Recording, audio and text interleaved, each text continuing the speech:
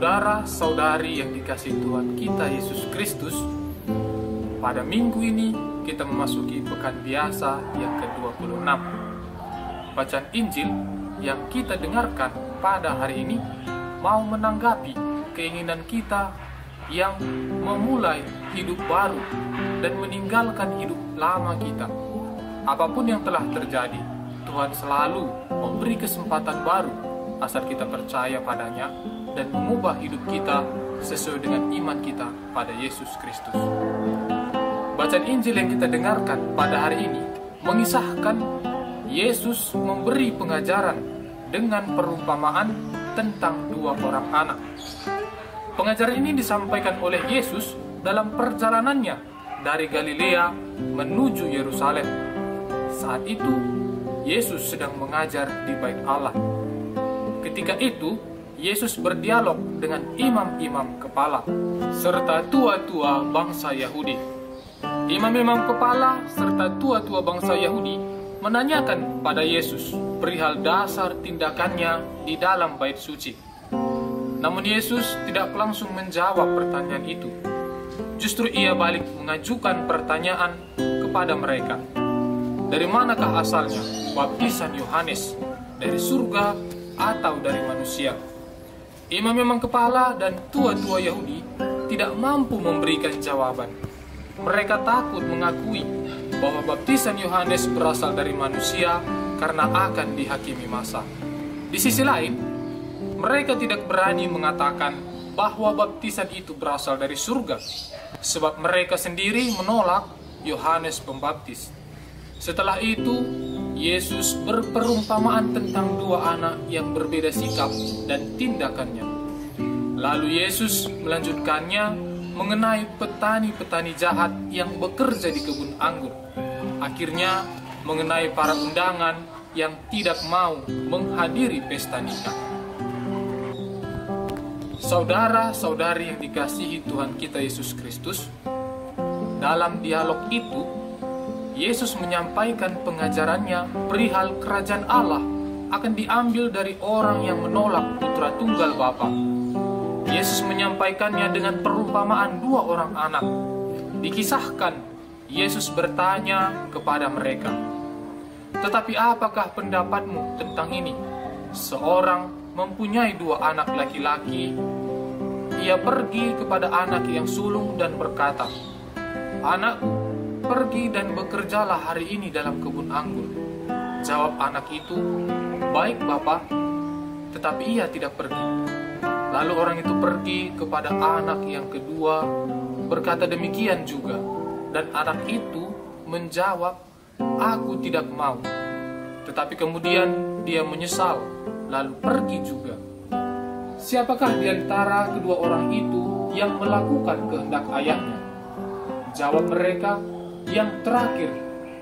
Lalu kata Yesus kepada mereka, "Aku berkata kepadamu, sesungguhnya pemungut-pemungut cukai dan perempuan-perempuan sundal akan mendahului kamu masuk ke dalam kerajaan Allah.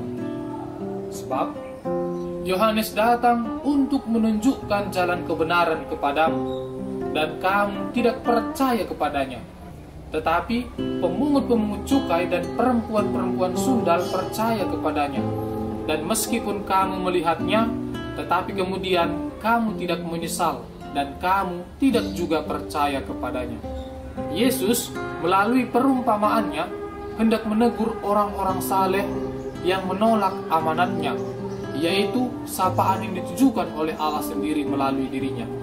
Dalam perumpamaan ini, dia tidak membedakan orang-orang Yahudi dari orang-orang asing, tetapi dua tipe orang Yahudi, yaitu pimpinan yang tidak beriman dan orang banyak yang beriman. Dia mengajak orang-orang yang mendengarkannya untuk berpikir secara jernih dan benar, karakter yang seperti apa yang sebenarnya Allah inginkan dari orang-orang yang mendengarkan firman Tuhan. Bukan orang-orang yang sekedar mendengarkan firman Tuhan, bukan pula orang yang sekedar memperkatakan firman Tuhan atau setuju bahwa Tuhan itu baik.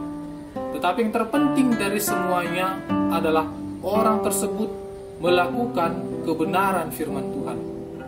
Yesus menegaskan bahwa para pemungut cukai dan para pelacur akan masuk kerajaan Allah sebelum imam-imam dan para tua-tua Yahudi.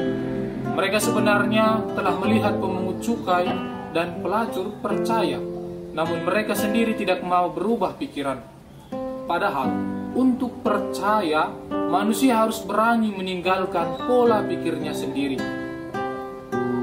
Saudara-saudari dikasihi Tuhan, ketaatan melakukan kebenaran firman Tuhan bukan soal berkata ya, melainkan soal melakukan apa yang diimaninya. Manusia wajib taat kepada kehendak Allah sebagaimana kehendak itu tampil di hadapannya pada saat tertentu.